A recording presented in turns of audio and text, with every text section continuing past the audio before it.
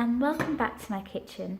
Today I'm going to be making a really nice and creamy Indian chicken curry that's hopefully going to be really nice and authentic. If you'd like to see more content or you enjoy what you see, please do leave a like, subscribe, tap the notification bell to keep on top of things, and I'll hopefully be posting regularly. And let's get started. So as you can see, I'm just chopping some chicken. I've washed them, they've been trimmed of any fat, and I'm going to be cutting them into cubes. Not too big, not too small, but just nice little cubes. I would recommend going for chicken pieces which aren't too big either. Try to go for something in the medium kind of size or even small. I find that they tend to be a bit more flavourful. So the chicken has been chopped. I just wanted to mention that I'm using chicken breast. You can use chicken thigh as well. I think chicken thigh would actually be a better option, but this is just what I had on hand. And marinate to a bowl where it's ready for the marinade. So for the marinade, we're going to start with some salt and pepper. Plenty of it.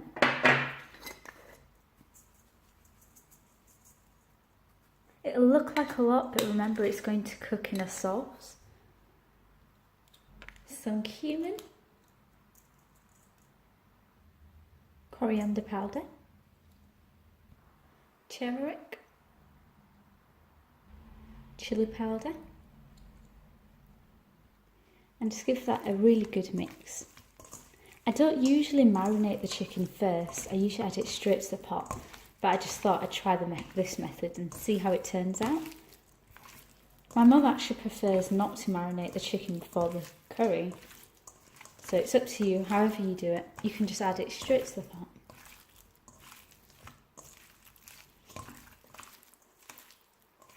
And it's nicely mixed, and you can leave that for maybe an hour or just whilst you prepare the rest of the ingredients. So we're going to make sure we have a nice clean board after cutting the chicken on it. And we're just going to slice some onions. It doesn't matter how you slice it, it doesn't have to be perfect. They're going to cook down and they're going to brown in a pan. So just cut them up reasonably thin, but it doesn't have to be perfect. So now we're going to brown the onions. I'm just adding a little bit of oil to the pot. I'm just using plain sunflower oil. You can use peanut oil, olive oil, it's fine. And let's add the onions.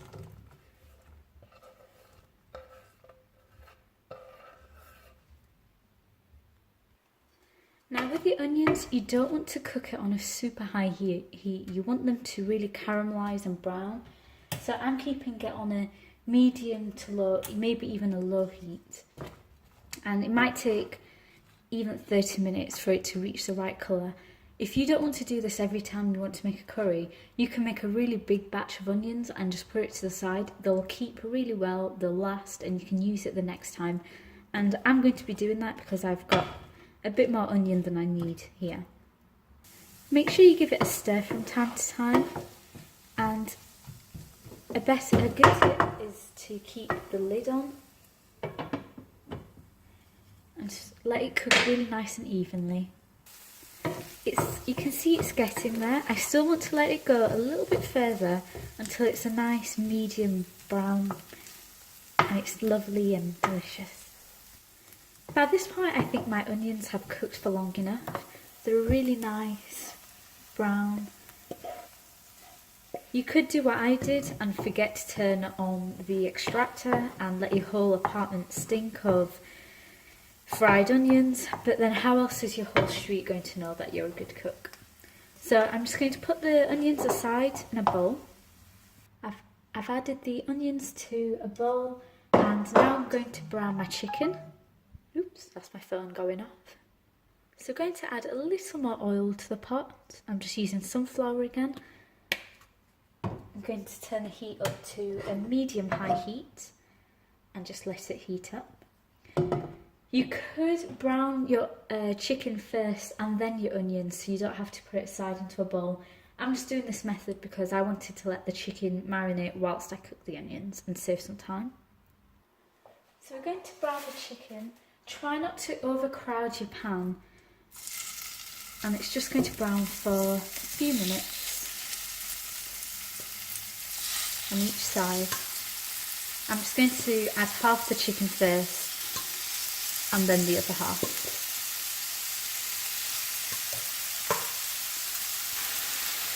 So we're just letting it brown, get some nice golden colour on there. And colour means flavour after all. So just let that brown up. You're not looking to cook the chicken through, so once it's browned, remove it to a bowl and add your next batch.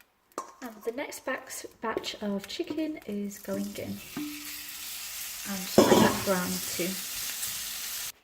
Next, I'm just going to chop up some green chilli. I froze mine. It's a good idea if you have too many and you don't know what to do with it. I'm just wearing a glove because my fingers do start to burn otherwise. Now I've just added a tiny bit more oil to the pot and I'm going to heat some cumin seeds over a medium heat. Heating the cumin seeds helps release those flavours. When your cumin seeds have toasted up nicely, you can smell it, it's fragrant. You might even hear them popping slightly. You can add your onions back to your pot, along with some ginger and garlic. You can use fresh. I'll write all the amounts in the description for both fresh or frozen or a paste. A lot of you might say I should use fresh, but I'm telling you, ginger garlic paste is a staple in Indian households. I've also added my chopped green chilies and I'm going to fry that just until the liquid from the paste evaporates, and again it's smelling really nice and fragrant.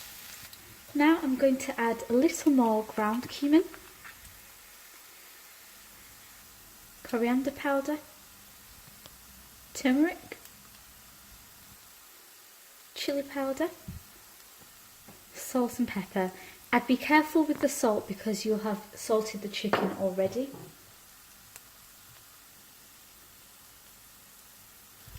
And mix it all and fry it for another minute or two until it smells really fragrant and you know the spices have cooked out. I'd recommend tasting again towards the end of cooking time for salt and making sure it's seasoned enough. Next I'm going to add a little bit of chopped tomato.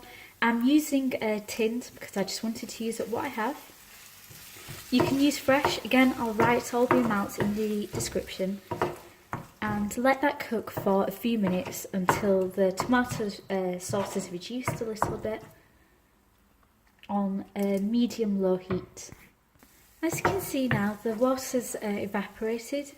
The tomato sauce has really thickened, and now, actually I'll turn on the light. Hopefully you can see it a bit better. And now I'm going to add a really big dollop of yoghurt. Now it's important when you add the yoghurt that you don't let it boil. Mix it in really quickly, otherwise it'll split. And instead of hearing people saying when you serve them the curry, you'll hear them say ew, because you'll just get big dollops of yoghurt everywhere which will curdle, and you don't want that. So mix it in really well, really quickly.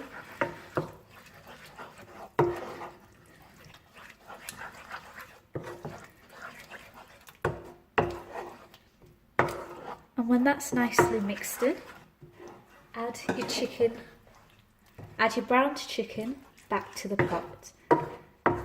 And like I said, don't let it boil when that yoghurt is in there. Make sure you add all the juices from the chicken as well.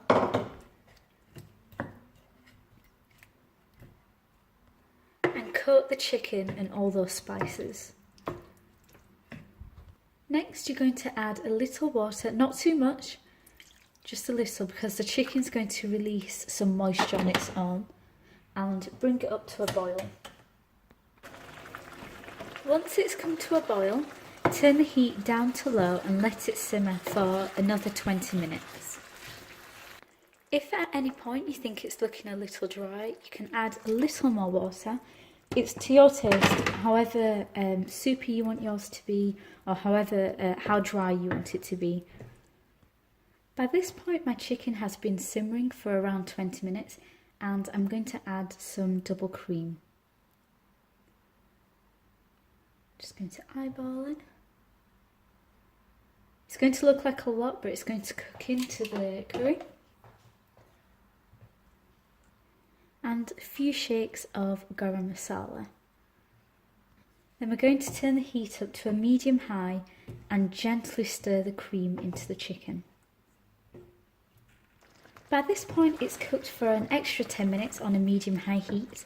The sauce has thickened really nicely. I understand some of you might think the amount of cream I added is too much. I promise it will be fine. I have that panic every time I add it and I'll think it's too much until it's thickened and you taste it and it's lovely. But if it still puts you off, simply add less. I wanted to get a shot in better lighting just so you can see the cream really has cooked into it. It's got a gorgeous orangey red colour and it tastes really good. Finally, when you know you're ready to serve, stir in a little bit of fresh coriander and leave a little just for the garnish. Gently stir it in, and this will just give this a little pop of freshness.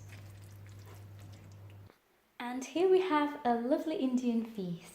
So you can boil some rice. I just boiled some rice with some cumin. There's some garlic and butter naan bread here, some samosas and spring rolls, some mango lassi, and I really hope you enjoy it. If you enjoy the content, please do leave a like, subscribe, tap the notification bell, and I really hope you have a lovely day. Thanks for watching.